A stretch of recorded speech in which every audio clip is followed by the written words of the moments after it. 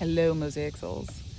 So, I have finally come back to Atlanta after a mini weekend trip with my father as we said goodbye to one of my dear aunts. And yeah, it's been a very interesting journey.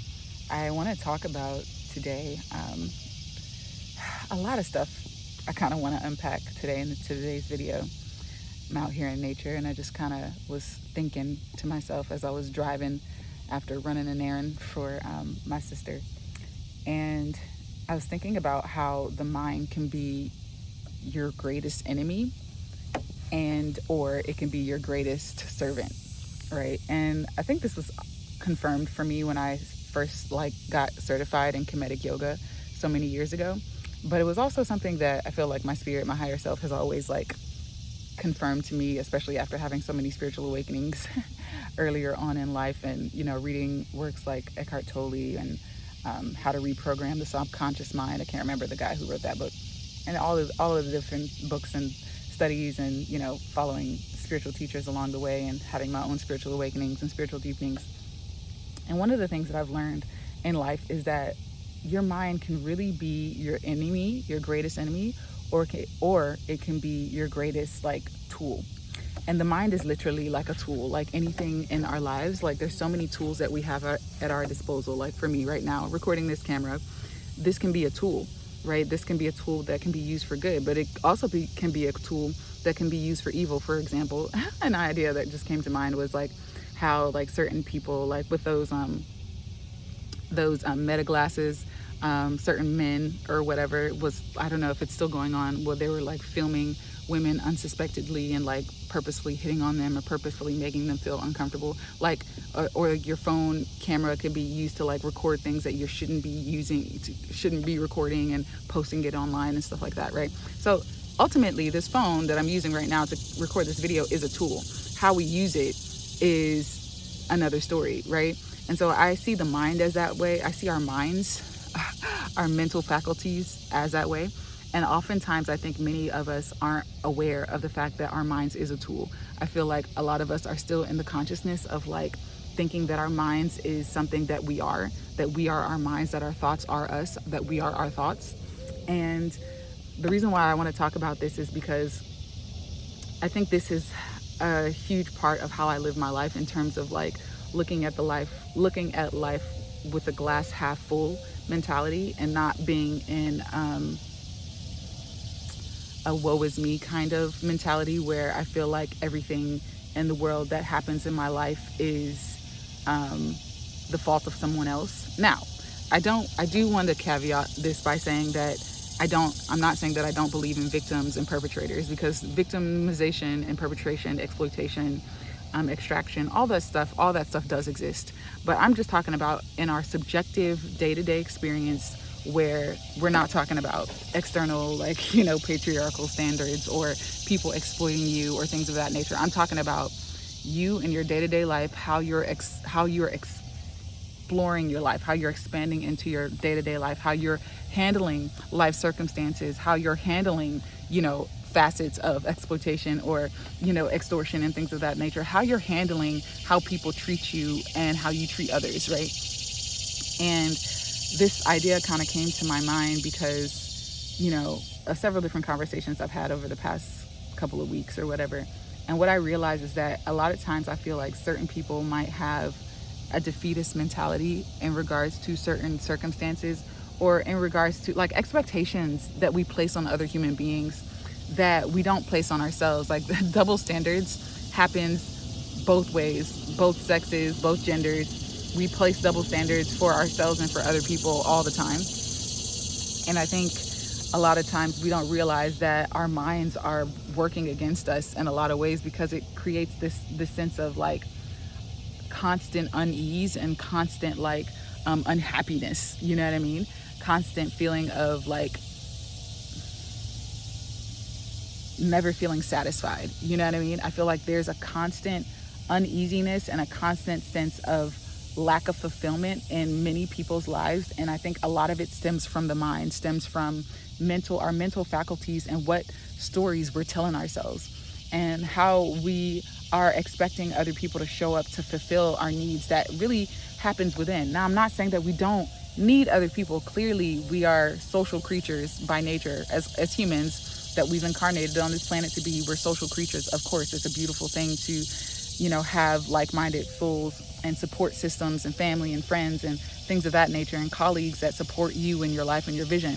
But I'm talking about on just an individual basis of how you wake up every day in the morning, how you go throughout your day, what stories that you're telling yourself about life and about other people, about fill in the blank, about how someone should have done this and should have done, or you should have done this or should have not done this, and how we put ourselves in this mental prison of like mental misery all the time. You know what I mean? And it's not to say not to work through your stuff, and it's not to say not to feel. I'm not of that whole like fake happiness, or like feel good all the time and ignore your emotions and stuff like that. I'm not of that vein. I'm not, one of those like super manifestation type teachers who are like, oh, feeling good is the only thing you should be feeling. You should ignore all lower emotions. I don't subscribe to that reality, although I'm partially there. I'm not going to say I throw the baby out with the bathwater in that situation. I do believe that we can feel good majority of the time, like, 70 to 90% of the time. I feel like we can program and reprogram ourselves to start to feel fulfillment, wholeness on a day-to-day basis more often than not. Okay. And the reason why I want to say that is because I don't want to demonize our denser frequency emotions, because they are information. They're a part of why I believe we came to have this human experience, to experience emotions. Our lower three chakras, our lower three cells, right? Like our solar plexus chakra, our sacral chakra. I'm pointing to my stomach. Solar plexus chakra, our sacral chakra, and our root chakra, right? Like those give us information. They root us into this reality. They root us into this holographic 3D reality that allows us to experience the human experience. And I think there's so much beauty in that. And so I don't want to discard, the scarcity or the fear or the anger or the jealousy or the hatred or any of the like denser frequency emotions that we're always running away from. I don't want to discount those, because I don't believe that emotions in that of themselves are inherently bad. It's the actions that we take after feeling the emotions, right? Or as we feel the emotions. I think if we can start bringing our level of awareness to the fact that our minds are tools, that our emotions are signals, are tools as well. Our emotions signal to us the thoughts, the mental beliefs, the mental constructs that we're believing in our reality, in our day-to-day reality, that is either helping us or hindering us to create and experience the lives that we want on a day-to-day basis, to paint our canvases, if our lives are our canvases with our life experiences in a way that pleases us, then we can't ignore the fact that our minds is the biggest number one tool alongside our emotions that allows us to experience our lives in a way that benefits us, right? And it's really about this glass half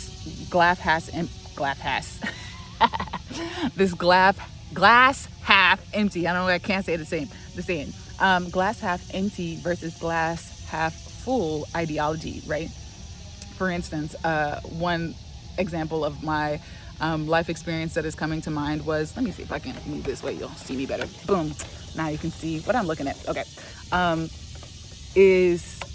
I remember I think it might have been the December of 2020 or December of 2019. That was that winter that I still had a large ovarian cyst, and that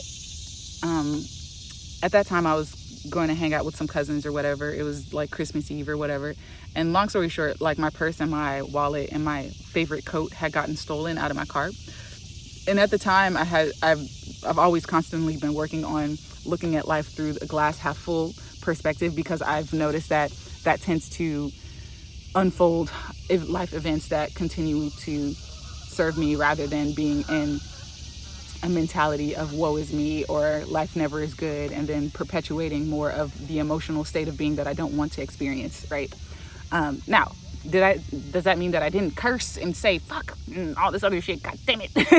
They stole my wallet. And does that mean that I didn't call the bank and all this other stuff and tell them that someone stole my shit and that I need to shut down my cards? No, of course I did all that, right? I had the emotions and stuff like that. But then as I was stopping at the gas station because how I found out is that I went to the back of my trunk to get my car to like pump some gas for myself, and I realized my wallet and all that shit was stolen. As I was about to pump the gas, I was like, you know what? This must mean, and I decided in that moment to give it a meaning that was going to serve me. Now, at that time, I still had a large ovarian cyst. And even though they stole my favorite coat, my purse, and my favorite wallet and all this other stuff, I decided to give it a positive meaning. And then within 2 weeks of that event, I ended up healing myself of a large ovarian cyst, right? I tripped over, I fell, and then when I got up, the cyst literally flattened out, like my stomach flattened out, rather. So I don't know if I popped the cyst. I don't really know how it happened because I didn't feel a pop. I fell, and then I got up, and then the cyst was no longer there. So all that is to say, I decided to give my that life event of someone stealing my purse, a positive meaning. Now, I know that this is easier said than done, especially when we're experiencing traumatic events, especially when we're experiencing things that we haven't consciously created, like someone, essaying us. I've been essayed before, like someone, murdering a beloved pet or family member or friend. Like when we experience traumatic events, this is easier said than done. Of course, I'm not saying that to have rose-colored glasses all the time, right? Take this in strides. But in our day-to-day experiences, right, of small, minor, minutia things that really piss us the fuck off, right? Like those moments where it's like, okay, someone cut me off. Okay, let this person have it, right? Someone like gives you the mean eye or curses you out or yells at you when you're driving, or, your boss says some snide remark. It's like learning to like let shit roll off your back a little bit. And it's not saying turn the other cheek, because I don't believe in turn the other cheek either. I believe in justice all the way. But there's certain levels. It's like discernment, learning when and how to use your mind and let it be a tool rather than a hindrance, rather than something that paralyzes you or puts you in a state of fear, scarcity, lack of, I was going to say victim mentality, but it's not necessarily victim mentality, because there are many instances where many of us are victims, but I'm saying it's more like deciding to not hold on to things that continuously perpetuate more of what we don't want, right? I do believe in, the laws of Tahuti, the law of mentalism, the law of polarity, all the laws that exist within the laws, the 7 laws of Tahuti. I definitely believe in that. And aspects of the laws of attraction, right? But I don't believe it's that simplistic. I believe there are things that are influencing us, that are conscious minds and unconscious minds that we don't have access to on a human level, right? But I do believe that we, on a day-to-day basis and a moment-by-moment basis, can choose what thoughts we decide to move forward with, what meaning, and I think this is the biggest one, what meaning we decide to give our life circumstances, right? What meaning we decide to give our life circumstances. Like, so for instance, let's say for instance that, someone that you loved abandoned you, or someone that you thought you were going to build a life like that, for instance. Something that I recently healed months ago, probably like a year ago, was someone that I was really, really interested in ended up abandoning me and leaving me, you know what I mean? And I could give it an explanation of, this person, I could give it a negative connotation. And I'm not going to lie, for a while I did. And for a while there was a lot of, not even malice or hatred. I wouldn't say there was hatred. I think there was a lot of heartbreak and a lot of deconstructing that I had to do. But say hello to my friends. They are gliding effortlessly past, doing their thing. Anywho. But I think there is a lot of wisdom that I decided to give that life event, right? Like, how does this benefit me? And out of that, like, abandonment that I felt like was an abandonment, which it really wasn't. It was that person deciding what was right for them in their lives. And in my mind and in my internal world, it felt like abandonment, because it triggered my abandonment wounds, right? And so out of healing those abandonment wounds, it was like, oh shit, this is so, of course, when you're in the thick of it, I say feel all the feels, cry it out, journal for however long it takes. For me, it was months when that was one of the biggest heartbreaks that I had of my life. But after healing and deconstructing the mental patterns and the subconscious beliefs and the programs and the attachment wounds that were triggered in that person releasing me from their lives, it was so healing because I started to look at all of the gold and the gems that I was able to mine that life experience for. You see what I'm saying? So you can definitely practice this in your life. Like, this is basically shadow work. You know what I mean? This is definitely basically shadow work. Definitely check out my playlist over on my Divine Earth School channel. I'll link it up here if I remember to, or in the comments below. But it's really positive things that you can start to do. Shadow work is so healing. It's one of the most healing things that you can do when you start to peel back the layers and start to mine your life events, mine your life circumstances, and mind your mind, M-I-N-E, your mind, M-I-N-D, mine your mind for the gold and nuggets that is actually there for you.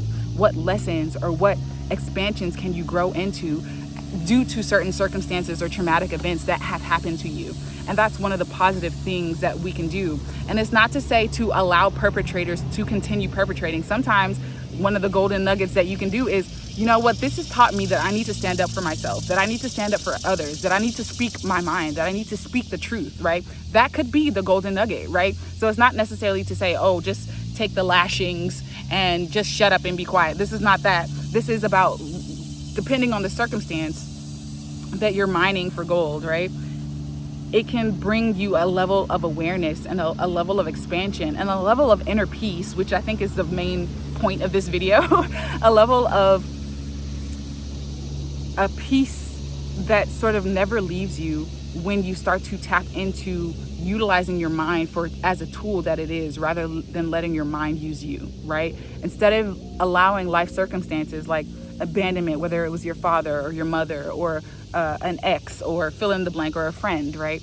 You can give that life event a positive meaning. You can give and mine it for whatever gold you want to mine it for, right? Because every life event is a polar experience, right? It's a dualistic experience. There is always a positive and a negative charge to every experience, and how you choose to, whatever meaning you choose to give that experience is how you're going to subjectively experience it in your internal world. You see what I'm saying? So for me, that's really what manifestation is, which is why I always say in a lot of my videos on both channels is flow with what feels good, let go of what doesn't, or what you conceive is what you'll receive, what you expect is what you'll get, and however you feel is what will become real for you. You see what I'm saying? I always say that because for me, manifestation is a subjective experience, right? So for instance, one of the things that I was like, I'll tell you some of my wins and some of my losses, and losses is subjective, but apart from losing my loved one recently and experiencing a lot of how do you say, sleep deprivation and just never really internal stress around the sleep deprivation. One of the reasons I wanted to pick this up is because my higher self was definitely telling me this morning as I was taking a shower, is your stressful thoughts about the fact that you've been sleep deprived is actually adding way more stress than you actually being sleep deprived. And I was like, thank you, higher self. I will keep that in mind. So as I got up earlier this rising, and I didn't want to be up, but I had committed to something for a family member to help them out with something, I was like, you know what? I'm just going to flow, because me stressing out about not wanting to do something is only adding to the fact of,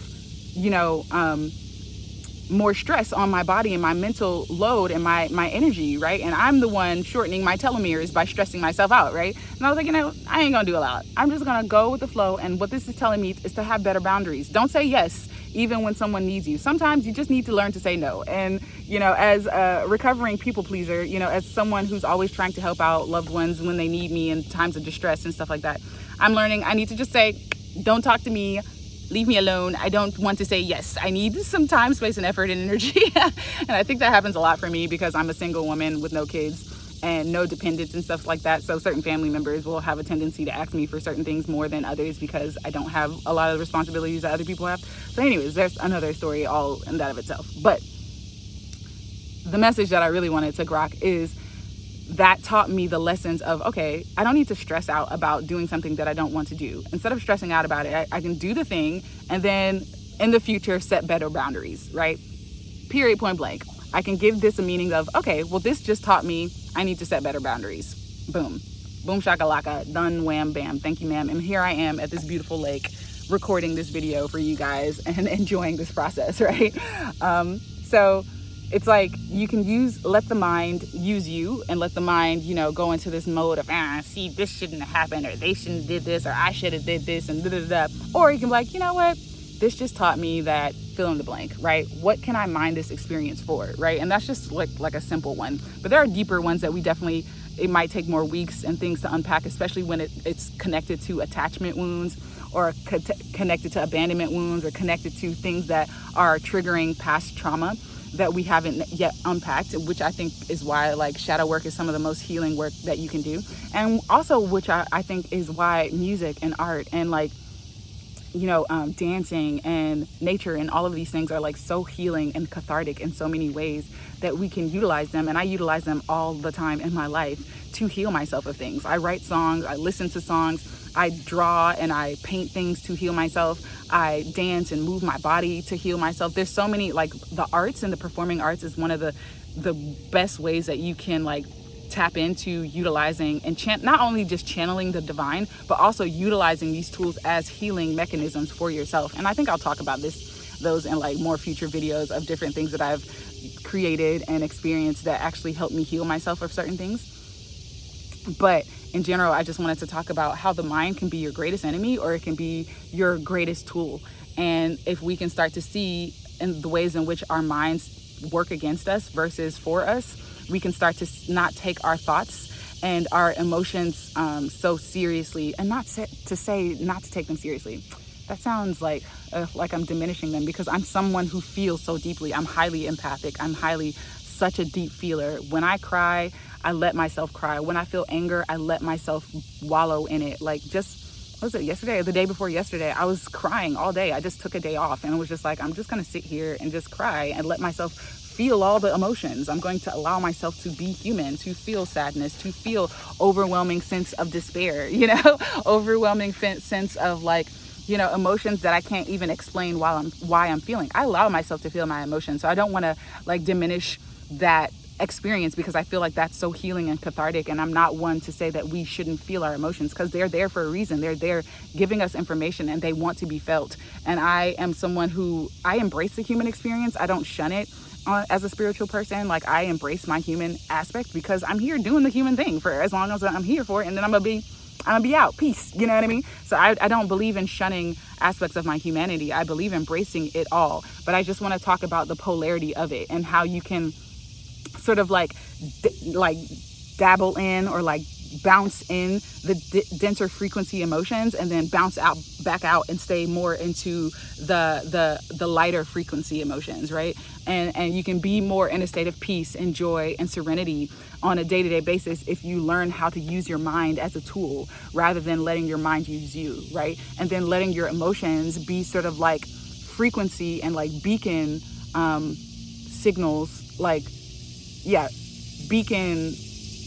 beacons of frequencies that you're experiencing and internalizing within yourself. Like your emotions are there letting you know what belief systems are active in your consciousness, right? And so when you're recognizing that, and when you're recognizing, one of my favorite things that a spiritual friend / spiritual teacher told me that was a confirmation was that usually when you're experiencing denser frequency emotions, it's because your perspective, your mind's perspective, your human mind's perspective is out of alignment with the perspective of your higher self or of your soul, right?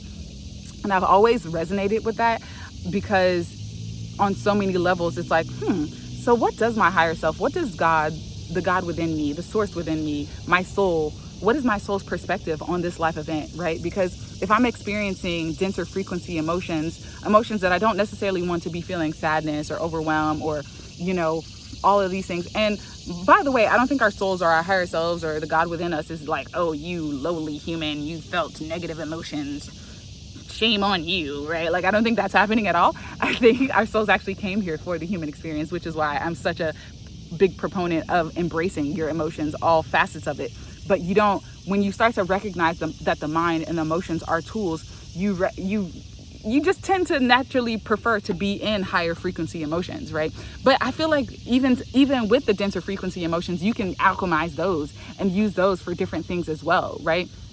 Like, some of my favorite artists are artists who create like dark fantasy art, or art where it's like gore, in certain things where you're like seeing, skeletons, or like, death and all these different things. I love certain art like that because it expresses sort of like the deeper aspects of our conscious minds. And like, for me, I've had several visions throughout my life of different various, like, I feel like primordial energies and things that I couldn't even necessarily explain to you, that I would always get flashes and visions of stuff like that, kind of like,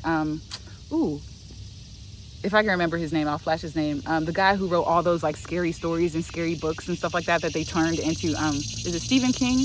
I think Stephen King. There might be someone else, not Stephen King. It was someone else who wrote a lot of like the gory like monsters, who created all these monsters because he had like visions and things of that nature. I've had that too, and I might eventually at some point in my life start to like sketch out some of the stuff that I've seen in my mind.